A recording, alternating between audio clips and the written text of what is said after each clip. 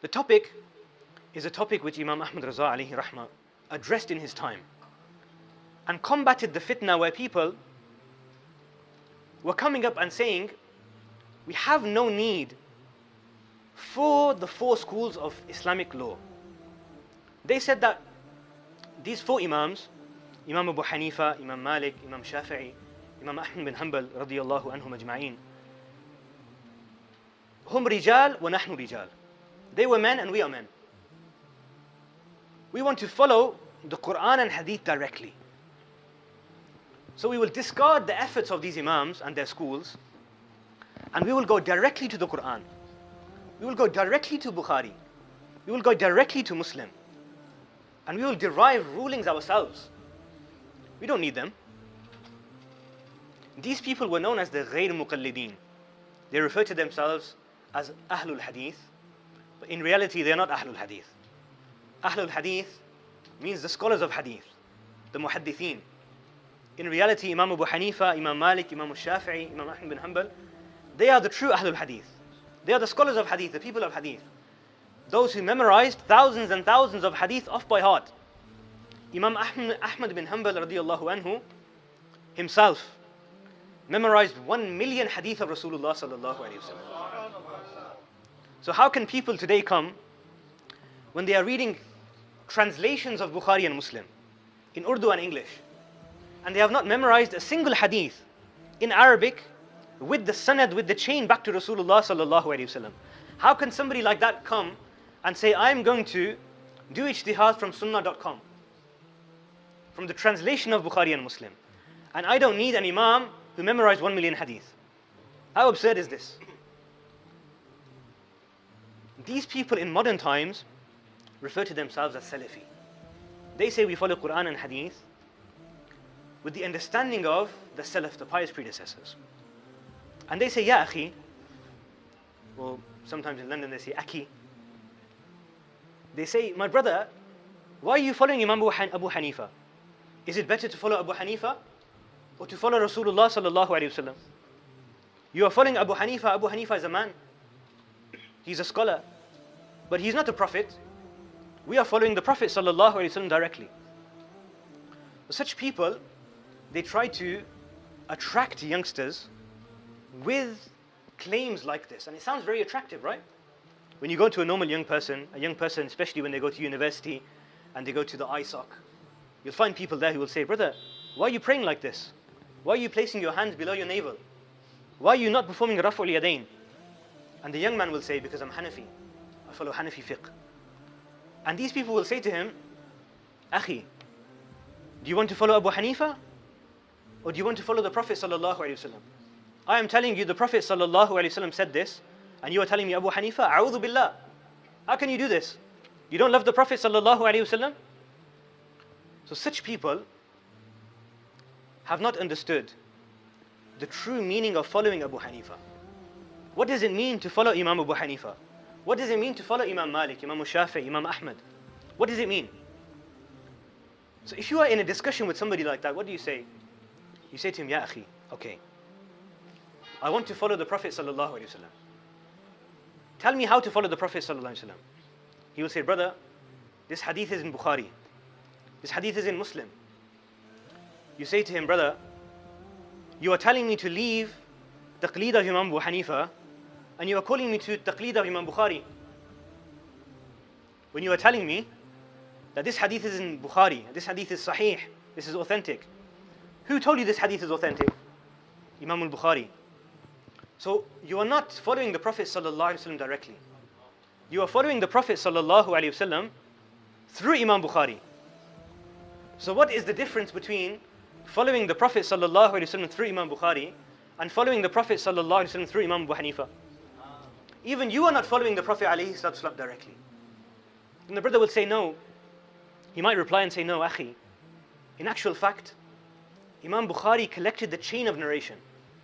So we can see that Imam Bukhari narrated from Al-Humaydi. Al-Humaydi narrated from Sufyan. Sufyan narrated from Muhammad bin Ibrahim al-Taymi. Muhammad bin Ibrahim al-Taymi narrated from Alqamah bin Waqas al-Laythi. Alqamah bin Waqas narrated from Umar bin Khattab radiyallahu anhu. We can see the chain of narration. And we can see that every single narrator is authentic. And therefore we are following what the Prophet ﷺ said in this hadith based on this authentic chain of narration. So we are not following Imam Bukhari, we are following the Prophet ﷺ, and we know that all of these people in the chain are authentic. So then we would ask him, my brother, how do you know these individuals in this chain are authentic narrators? Who told you? Did you meet them? Did you sit with them? Did you observe them? Did you live in their time? He will say no. Because in the books of Asma al-Rijal, these narrators are reported as being authentic. The Imams of Asma al-Rijal, like Imam Ahmad bin Hanbal, like Imam Yahya bin Ma'in, like Imam Abu Hatim al-Razi, they said that Al-Humaydi is an authentic narrator. Sufyan is an authentic narrator. Muhammad bin Ibrahim is an authentic narrator, etc., etc. Well, that's why we say to him, my brother, you are doing taqleed of the Imams of Asma al-Rijal. You are trusting their opinion when they say this narrator is authentic, because you didn't meet that narrator. You weren't there at that time. So no matter how much you try to escape taqleed, it's inescapable. You try to run away from taqleed, no matter what you do, you will fall back into taqleed. Then you will say to the brother, okay, my brother, tell me, what is the ruling on giving zakat on trade goods, on something that I've bought with the intention of selling? He will say, brother, I need to find the hadith. He will try to search for the hadith, he won't be able to find the hadith. He will search on Google or on Sunnah.com, he won't be able to find the hadith. You will ask him, brother, what is the ruling of performing Hajj Ifrad or Tamattu or Qiran? He will try to search through the books of hadith, eventually he won't be able to. So what will he do? He will say to him, brother, I have a question, I need an answer. Tell me which Shaykh I should follow who is authentic. He will say, brother, I'm not a scholar, I'm not a Shaykh, but you should follow the fatwa of Abdul Aziz bin Baz. You should follow the fatwa of Salih ibn Uthaymeen.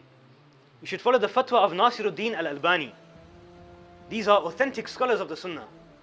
They are quoting Bukhari and Muslim, they are quoting the Sihah Sitta, they are quoting authentic narrations. You should follow their research. We say to him, Ya akhi, my brother, you are telling me not to do taqleed of Abu Hanifa, who is a student of the Sahaba, who is from the Tabi'een, who met the companions of Rasulullah sallallahu alaihi wasallam. You are telling me not to do taqleed of Imam Abu Hanifa, who is Imam al-A'imma, who is the Imam of the other Imams, upon whom the entire Ummah has a consensus that he is Sirajul Ummah. He is the lamp and the light of this Ummah. You are telling me not to do taqleed of Imam Abu Hanifa, and to leave the taqleed of Imam Abu Hanifa, and to turn instead to the taqleed of a blind mufti from Saudi Arabia who has come 1400 years later. It's ajib, it's very strange, it's absurd. Then the individual might say to you, my brother, when you are following the fatwa of Shaykh Abdul Aziz bin Baz, you are not following or doing taqleed of Ibn Baz, because he is quoting from the hadith of Rasulullah sallallahu alaihi wasallam. He is quoting from Quran and Sunnah. So you are following Quran and Sunnah. We say to him, my brother, Imam Abu Hanifa is not quoting from the Torah and the Bible. Imam Abu Hanifa is also explaining the teachings of Quran and Sunnah. The only difference between us and you is not that we are following Abu Hanifa and you are following Rasulullah sallallahu alaihi wasallam. The only difference is we are following the understanding of the Quran and Sunnah based on the knowledge of Imam Abu Hanifa, and you are following the understanding of Bin Baz, Uthaymeen and Albani. That's the difference. You are not following Rasulullah sallallahu alaihi wasallam directly. All you are doing is destroying 1400 years of Islamic scholarship. It's similar to, the scholars explain and they say, the mindset and the mentality of these people is like the individual who needs an operation done on his father. The person's father is suffering from a heart disease, and his father needs a heart operation. So somebody who says, my brother, you don't need to follow any of these imams, you can go directly to Bukhari and Muslim. You can derive rulings from Bukhari and Muslim. It's like saying, your father needs a heart operation. Instead of going to a surgeon and a qualified doctor, go and purchase the books of anatomy. Purchase the books of medicine. Read the books. Maybe watch a few videos on how to perform heart surgery.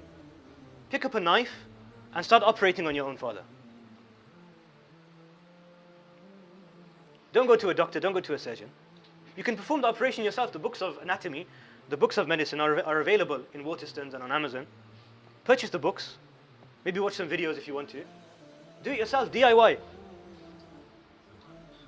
And the other approach is to say no. Every field has its experts.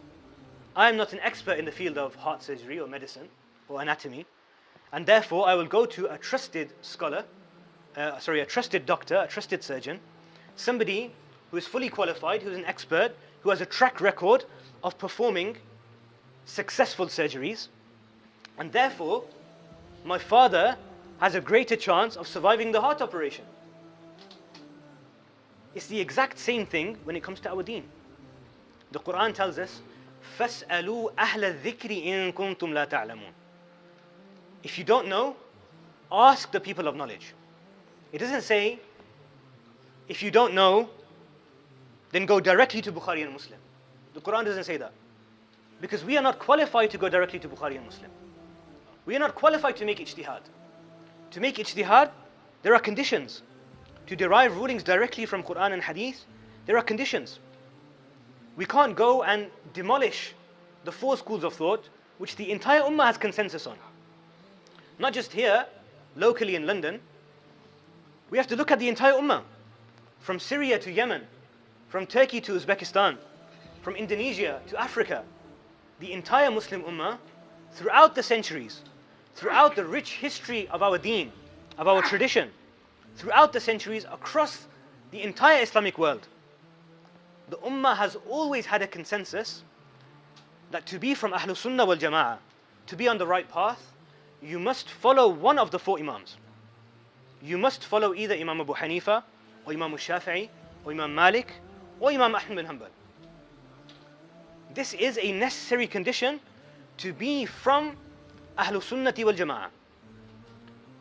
Going outside of this, khuruj an al-madahib al-arba'a, to go outside the 4 schools, is going outside of the folds of Ahlul Sunnah wal Jama'ah.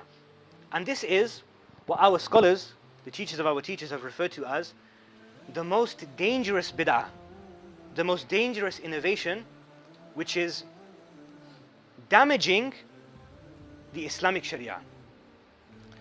The teacher of our teachers, Shaykh Muhammad Sa'id Ramadan al-Buti, Shaheed al-Mihrab, the martyr from Syria, rahmatullahi alayh, he has a book which is called that. The title of the book is Al-La Madhabiyya Akhtaru Bid'ah. Going away from the Madahib al-Arba'a, going away from the 4 schools, is the most dangerous bid'ah.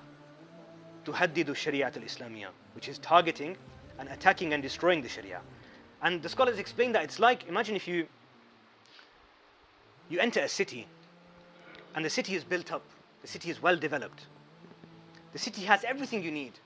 It has roads, it has hospitals, it has a police station, a fire station, it has schools and universities, it has all the shops that you'd require, it has beautiful gardens and parks. It has everything you'd need. Imagine a group of people enter the city and say, the people who built this city and developed it and improved it over the centuries, hum rijal wa nahnu rijal. They were men and we are men. We can pick up the books of architecture, demolish the entire city, and start again from scratch. What would you say to such people? They're crazy, right? It's ajib, it's strange. Nobody in their right mind would do something like that. People who call you to follow directly, go directly to Bukhari and Muslim. They claim to follow the Prophet ﷺ directly. These people are destroying the beautiful legacy and the development of the schools of law. When we say we do taqleed of Imam Abu Hanifa, we are not doing taqleed of one person, one man. Imam Abu Hanifa is not just the name of one individual. Imam Abu Hanifa represents an entire school of thought that has been developed over the centuries by thousands of ulama. Imam Shafi'i is not just a single individual. Imam Shafi'i represents principles and a methodology that is represented and was developed by thousands of ulama across the centuries. Likewise with the school of Imam Malik, the school of Imam Ahmad, rahimahumullahu jami'an. So when we are following these four schools, we are following a methodology that has been agreed upon by the entire ummah.